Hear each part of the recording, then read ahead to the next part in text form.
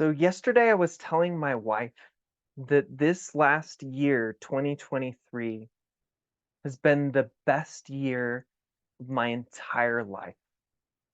And that hasn't always been the case. The year before that, 2022, ooh, that was probably the worst year of my life. That one was a little touch and go. That one was really, really a tough year. And one of the reasons that this last year was so great was because I've deepened my relationship with my wife. And in that horrible year, it wasn't very deep. We were really disconnected. We were on the edge of a divorce. It was really close. And now I have such a beautiful relationship with her, such a beautiful connection with her.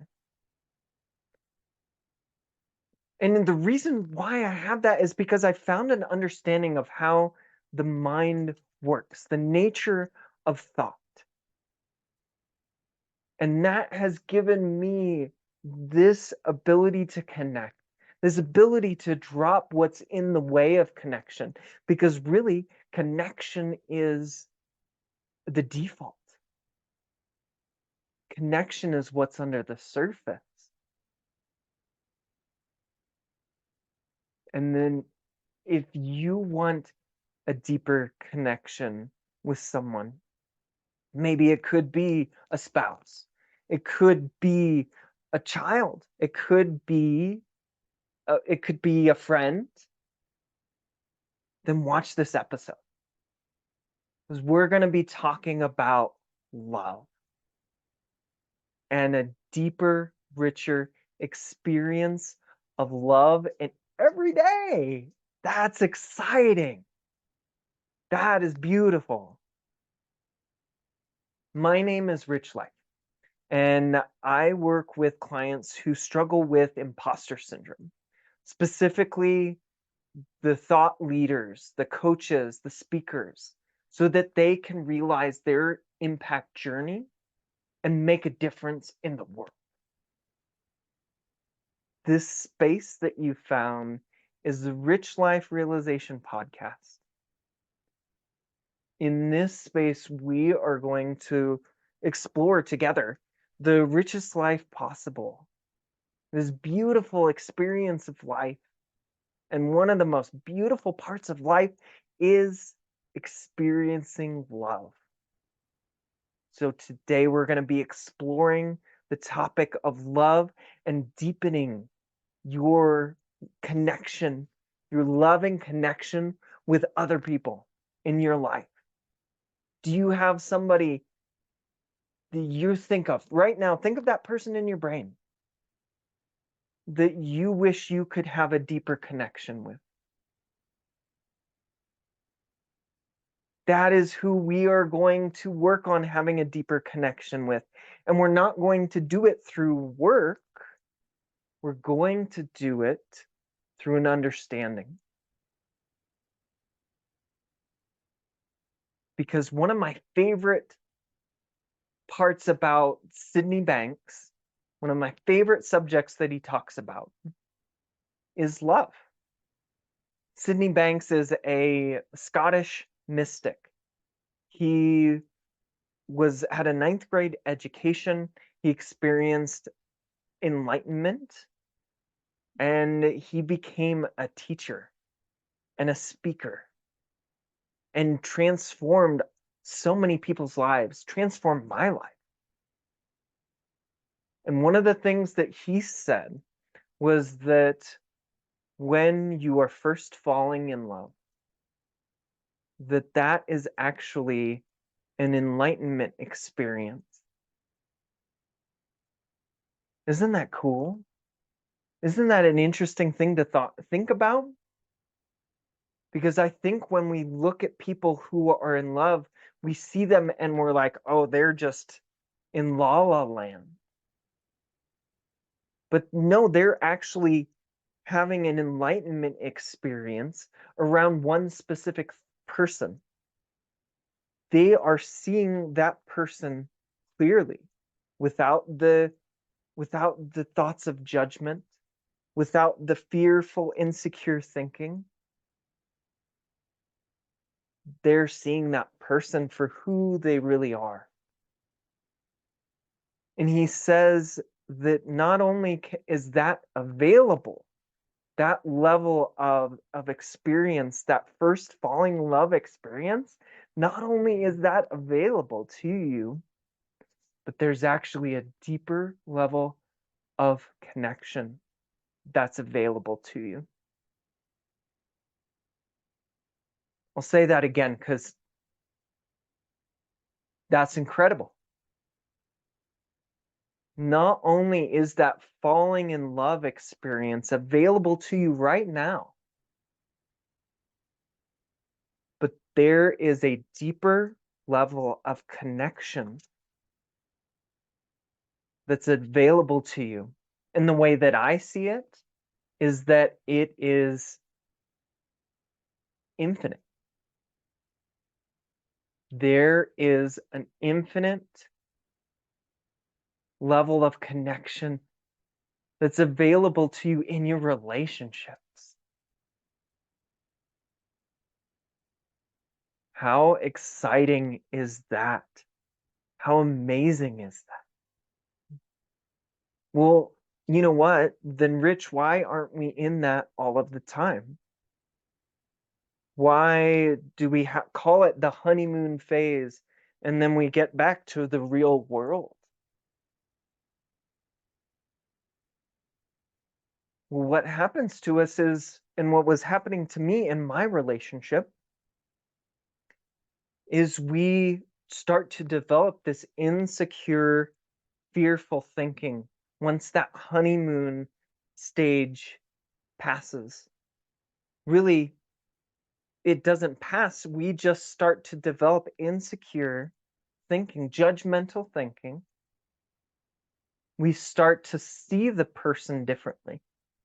We start to see them with a little more personally. What does this have to do with me? What are they doing? And we're not seeing them as impersonally, as this beautiful expression of who they are.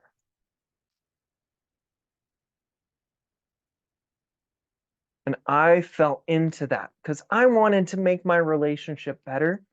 I was trying to work at making my relationship better. I was going to therapy. I was reading all of these relationship books, the different love languages.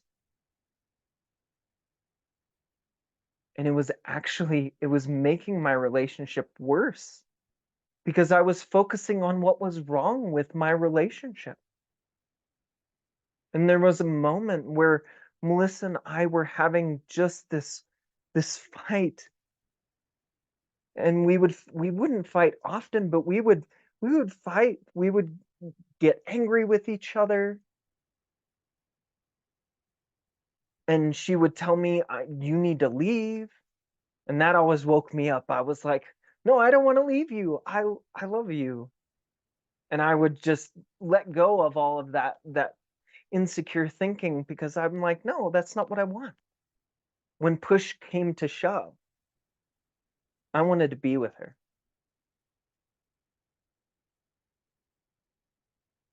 And we were having this fight, and it felt bizarre. Like it felt like I was just kind of like this puppet, and my emotions were spiraling me, and but it felt bizarre. It felt weird. I felt like something was wrong. Something was off. Like it was just kind of this play. And what I did is I woke up to the play and to what I was doing to myself. I was using the power of my insecure thoughts to hurt myself, to disconnect me and her.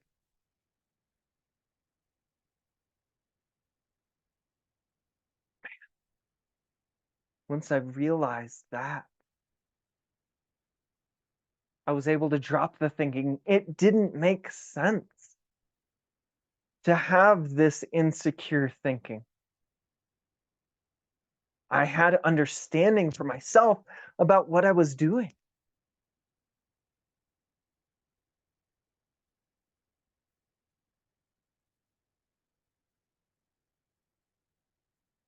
And now every once in a while I'll get into my insecure thinking. This whole last year, we barely fought. Maybe once. And it was more about me just being like, hey, I'm in my own head, and me not communicating as well as I could with her, and her kind of feeling disconnected. That was it. Because I was in my clarity most of the time.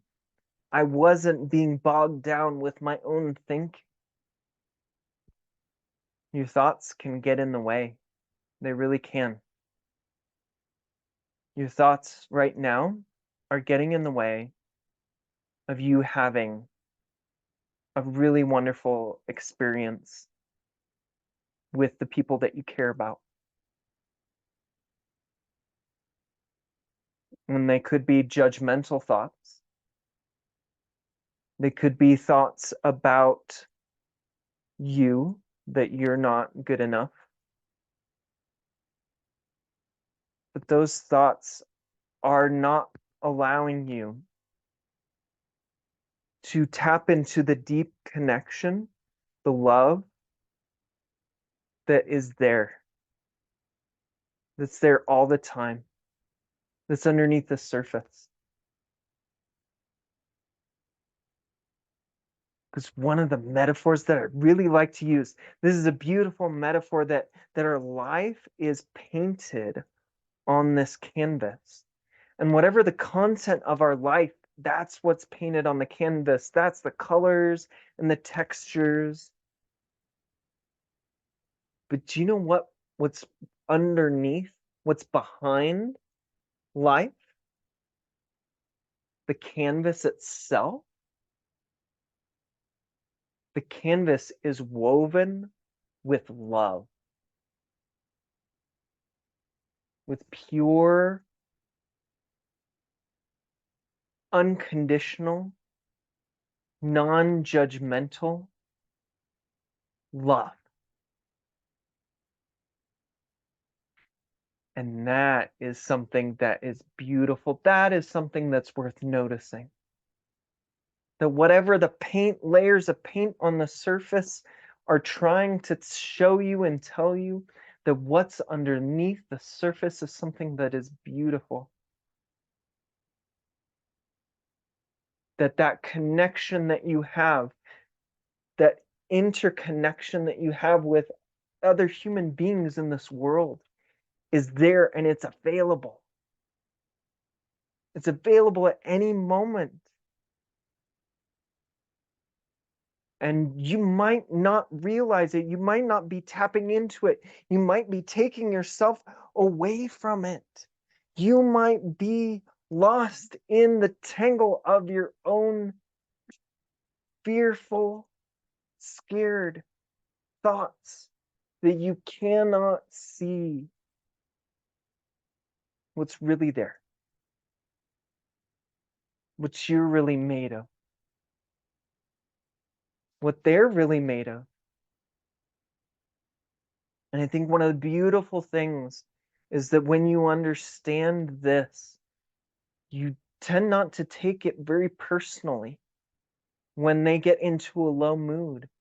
It can be okay. I think that's one of the best skills that I've learned in this past year, was that we have these separate realities. And she cannot be okay. She can be in a low mood, and it doesn't have to affect my mood. I thought that to be able to connect with her when she was in a low mood, to be able to sympathize and empathize, I had to be in a low mood too. I don't know where I got that, probably from society, probably from the way that I saw everybody else handle their relationships. But you don't have to. And in fact, it's so much more helpful to remain in a high mood and listen and be there for somebody. My wife is pregnant right now. We're about to have our first baby. It's a little girl. By the time that I post this video, she's going to be born. And it's going to be incredible. I just can't even, oh my gosh. But pregnancy was really hard for her. And what I did is I was okay. I was okay even when she was really scared and really low and like scared about labor or about being a good enough parent. I could still be there for her. In fact, it doesn't help for me to come down because that spirals things. You create a negative spiral in your relationship. And you know what? Is if you're creating a negative spiral, the opposite can be true. You can create a positive spiral. And I'm going to share with you how you do that. Guess what you do? You don't try and fix things. You don't try and make them better or the relationship better.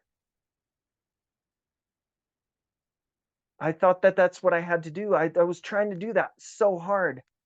And it was taking me further and further away. I was getting more and more disconnected. I was getting more and more frustrated in my own feelings, in my own needs and wants and desires. And I was just lost in that. And instead, focus on the connection. Focus on adding fuel to the fire of your love. That's in the moment. That's in the present. Right now. You let go of any of that insecure thinking. You let it dissolve. You talk with them and you solve the big challenging problems when you're in a high mood. And you just let go of the thinking that's getting in your way. You drop it. You don't fight it. You drop it because it is made of thought. It will dissolve. And I have to tell you, man, it works. You can have such a beautiful relationship with that person that you care about or the people. It's just going to come from this natural place within you, from the place that's already connected to them. And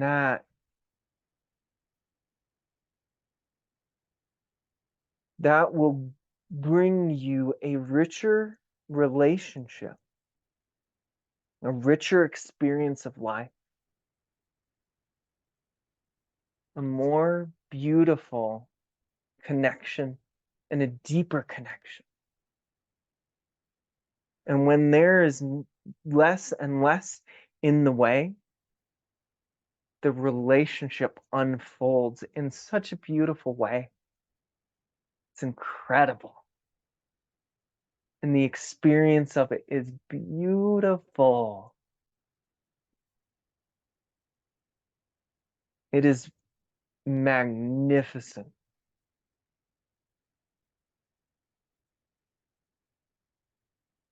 And the price that you pay is you let go of the thinking that's getting in the way.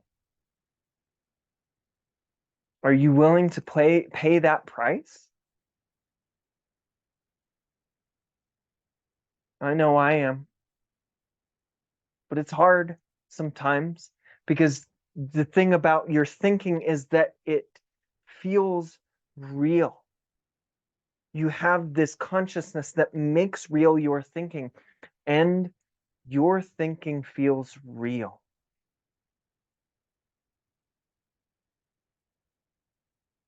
When it feels real, it's harder to drop. But you just realize, oh, I'm giving this energy. And I don't have to. I do not have to give my thinking energy if I don't want to. I know it sounds so stinking simple. And you're like, come on, Rich, that can't be it. Yeah, that's it.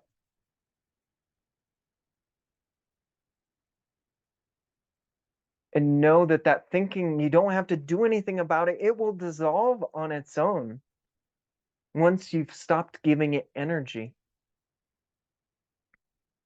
And what's underneath that thinking, what's beyond that thinking, is more authentic connection, is love. Love for yourself and for other people. Yeah. Because yeah, love yourself. Oh my gosh. That is one of the biggest things that gets in people's way. You cannot give what you do not have.